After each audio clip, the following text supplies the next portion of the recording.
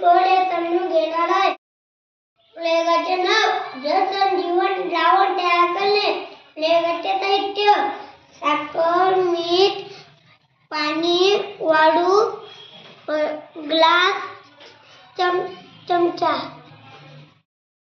आता मी ग्लास मध्ये पाणी टाकतो.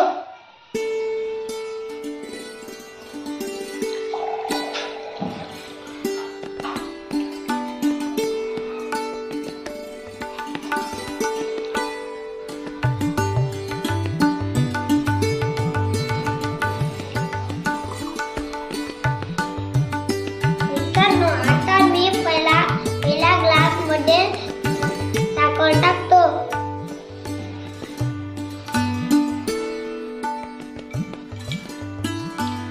व ढवळतो. यशस्वी तुला काय दिसत आहे?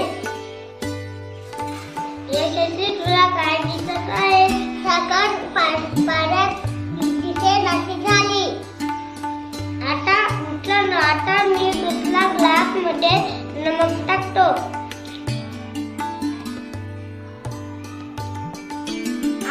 व ढवळतो.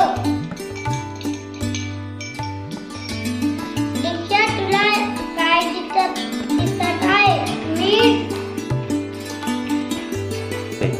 पाण्यात दिसेनासे झाले. आता मी तिसरा ग्लास मध्ये वाळू टाकतो.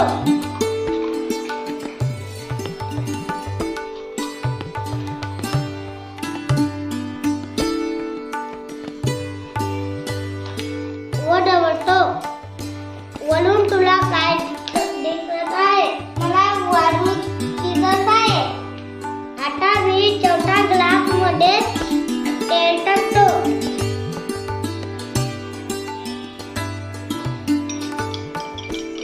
व ढवळतो. यश तुला काय दिसत आहे? मला काळा तेल दिसत आहे. मीठ व साखर पाण्यात विरघळून द्रावण तयार होते.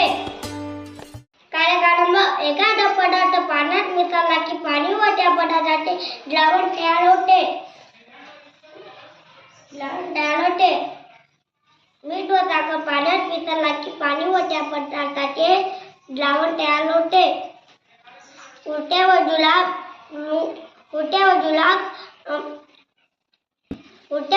झाल्यावर जलसंजीवनी देतात. दवाखान्यात सलाई देतात.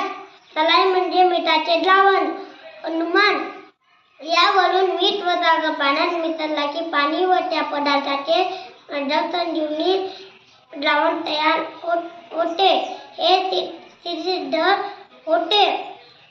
मित्रांनो, कुठले भाग्य, कुठले नाली, कुठले दैवत, कुठले सांची, कमजोर मनाचे खेळ चाले, वैज्ञानिक दृष्टिकोनात आले चाले.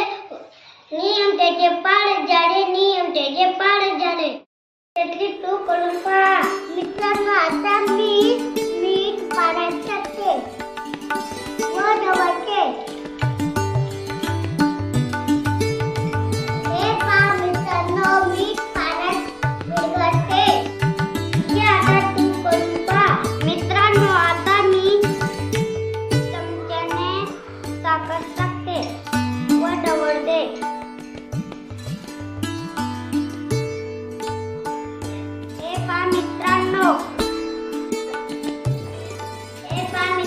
साखर पाण्यात विरघळते. तस तू करून पहा. मित्रांनो, आता मी पाण्यात वाळू टाकतो व घोळवतो. हे पहा मित्रांनो, वाळू पाण्यात घोळवते नाही. वरून आता तू करून पहा. मित्रांनो, आता मी तेल घेतो आणि पाण्यात टाकतो. हे पहा मित्रांनो, तेल पाण्यात विरघळत नाही. मित्रांनो, मीठ कसे लागते? उत्तर मीठ खारट लागते. मीठ आहे. मित्रांनो, पाणी हे काय आहे? पाणी हे द्रावक आहे. मित्रांनो अविद्राव्य पदार्थाचं उत्तर तेल. मित्रांनो, पाण्यात न विरघळणारा पदार्थ कोणता? उत्तर पाण्यात न विरघळणारा पदार्थ तेल. मित्रांनो, साखर कशी लागते? उत्तर साखर गोड लागते. मित्रांनो, पाण्यात विरघळणारा पदार्थ कोणता? उत्तर साखर. अविद्राव्य पदार्थ कोणता? वाळू हा अविद्राव्य पदार्थ आहे.